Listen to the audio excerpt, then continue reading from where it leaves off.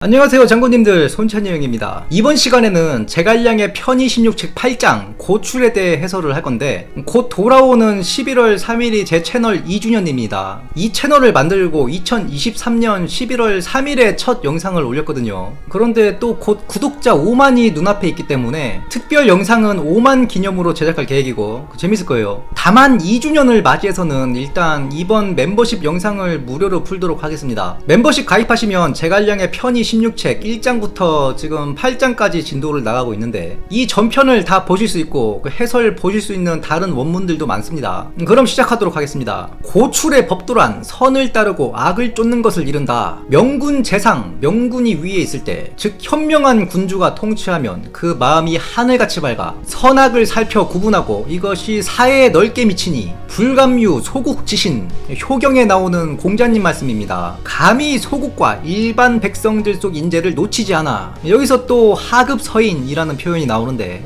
서인하면 말 그대로 일반 백성을 뜻합니다. 사서나 사극에서 폐서인 많이 들어보셨죠? 서인으로 강등했다 이 말이에요. 현명하고 어진 자들을 쓰고 탐관과 무능한 자들을 퇴거하여 위아래로 현명하고 어진 자들이 통치함에 이르게 되고, 이것이 나라의 다스림에 미치니 현자들의 무리가 비처럼 모여 선이 권해지고 악이 쫓겨나게 되므로 길흉이 구분되게 되는 것이다. 여기서 진지휴구라는 표현이 나오는데, 휴구는 쉽게 말해서 길흉을 뜻합니다. 나라가 길하거나 흉해지는 것이 결정된다 이 말이에요. 따라서 고출의 법도란 백성들을 괴롭히는 것이 무엇인지 아는데 힘쓰는 것이라 할 수 있다. 다음 5가지 괴로움이 그것들이다. 보통 중국에서는 제갈량이 말한 오해 또는 오악 이렇게 얘기합니다. 다만 원문에서는 오고, 즉 5가지 고통. 그런데 무슨 고통이냐? 백성들의 고통이다. 만약 공적인 자리를 이용하여 사익을 취하고 권력에 편승하여 간악한 짓을 하며 왼손에는 창을 잡고 오른손에는 생계를 꾀는 소리들이 있어. 뉴스 보니까 그 캄보디아 경찰들이 이런 식으로 하는 것 같던데,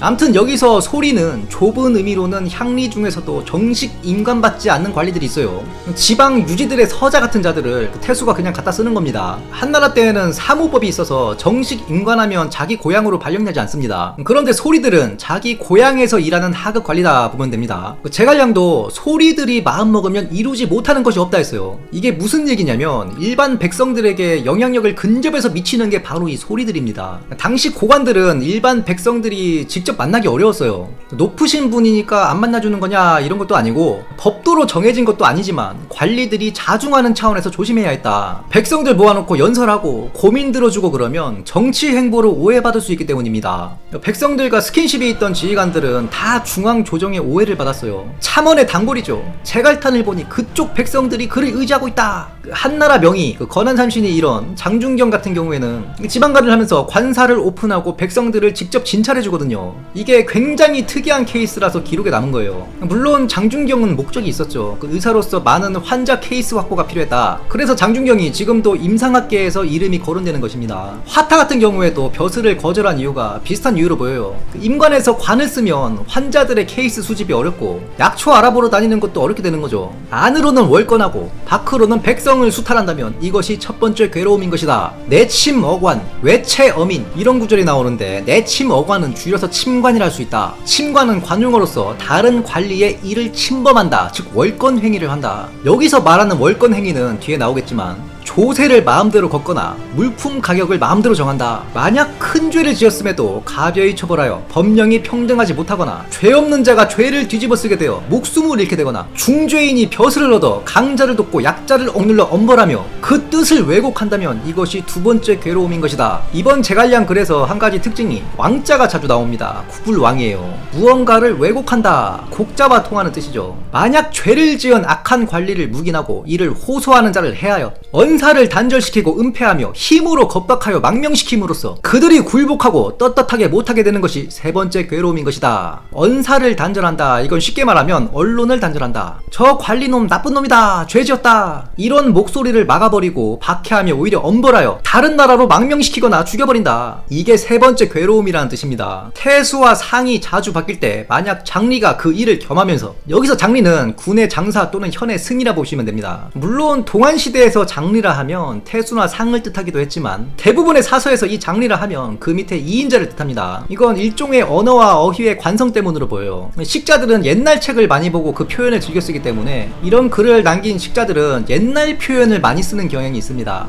그래서 여기서 장리는 전한시대에 통하던 군현의 수석 보좌관 정도로 보시면 돼요. 사사롭게 집안의 사익을 대변하여 부당한 정치로 원한을 야기하고 왕극, 또 왕자 나왔죠. 관용어로 부당하다 이런 뜻을 가지고 있습니다. 핍박과 강제하여 편파로 법제를 따르지 않으며 보세를 마음대로 개정하여 이득을 취하고 옛 사람과 새 사람의 인수인계를 빌미로 백성들을 징발하고, 여기서 송고 대신이라는 구절이 나오는데 한서에 나오는 표현입니다. 옛 사람을 보내고 새로운 사람을 맞이한다. 한서 원문에는 송고 대신이 아닌 송고 영신이라 되어 있는데 뜻은 똑같습니다. 즉 국관과 신관의 인수인계를 뜻한다. 그리고 그 뒤에 2년 징발, 여기서 2년이라 하면 뭔가를 타고 오른다는 관용어예요. 이게 비유적으로 권력을 타고 오른다 이렇게 해석합니다. 즉 2년 징발이라 하면 권력에 아첨하기 위해 징발한다. 지방관이 바뀌면 잔치도 성대하게 할 수 있겠죠. 이걸 다 백성들 살림살이 징발해서 새로 부임한 태수한테 아첨한다 이거예요. 나라의 적악에 비축한다는 명목으로 가산을 늘린다면 이것이 네 번째 괴로움이다. 이게 바로 인마이 포켓이죠. 국고 횡령 되겠습니다. 만약 고을의 관리들이 공을 탐하여 상벌의 기준을 자신에게 이롭게 정하고 매매의 행위에 지나친 재량으로 가격을 정하여 백성들이 직을 잃게 된다면 그것이 다섯 번째 괴로움일 것이다. 관리들이 시장에 참여해서 본인이 장사하면서 중간 마진을 떼먹고 그것도 많이 떼먹고 가격도 마음대로 정해서 기존 장사하던 사람들은 장사를 못하게 한다 이 말이에요. 소금은 전매 품목이어서 개인이 거래 못하게 되어 있는데 동안 말에는 지주들이 다 밀매를 했죠. 관우도 소금 밀매 리셀러였는데 그 도매상 브로커가 폭리를 취하려 하자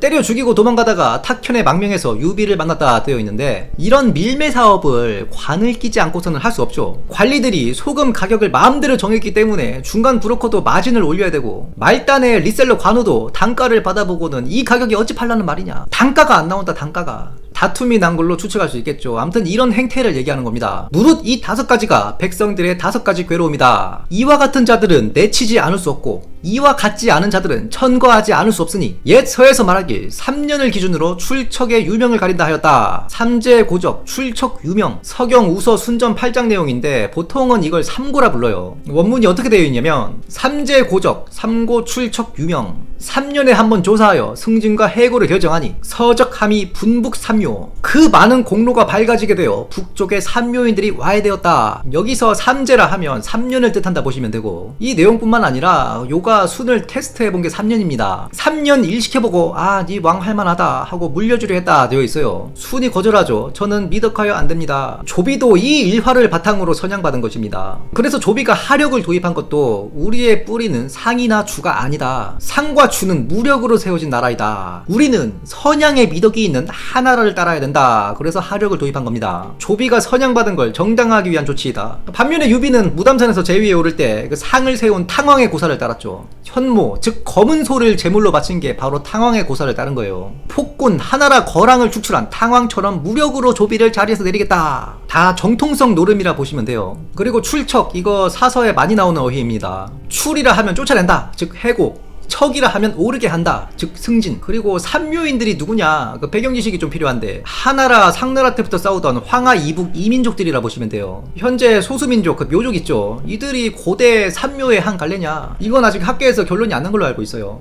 황제와 싸운 치우와 관련된 부족이라는 설도 있습니다. 암튼 삼국지 시대의 그 노육의 인사평가 제도라든가 출척 또는 3년에 한 번, 6년에 한 번 관리평가를 하자, 이런 게 다 순임금의 일화에서 비롯되었다 보시면 됩니다. 그래서 삼국지를 좀 깊게 이해하시고 싶으신 분들은 서경 읽으시면 돼요. 이 순전만 하더라도 임금께서 5년에 한 번 순행하시고 4년에 한 번 제후들을 입축해 하였다, 뭐 이런 내용들이 있거든요. 대부분 이런 내용들이 후대에 제도로 자리 잡습니다. 물론 서경은 주역과 함께 어려운 경전에 속합니다. 괜히 당시 식자들도 상서 내용으로 지식을 자랑한 게 아니에요. 그런데 오경에 속하고 국내에도 다 번역이 되어 있기 때문에 보시는데 무리는 없을 겁니다. 다음 시간부터는 구장 진도로 나갈 건데 이 구장이 길면서도 용병에 대한 가르침이라 지금까지보단 재밌을 거예요. 삼국지 오락도 내정보다 전쟁이 재밌죠. 그럼 다음 시간에 또 찾아뵙도록 하겠습니다.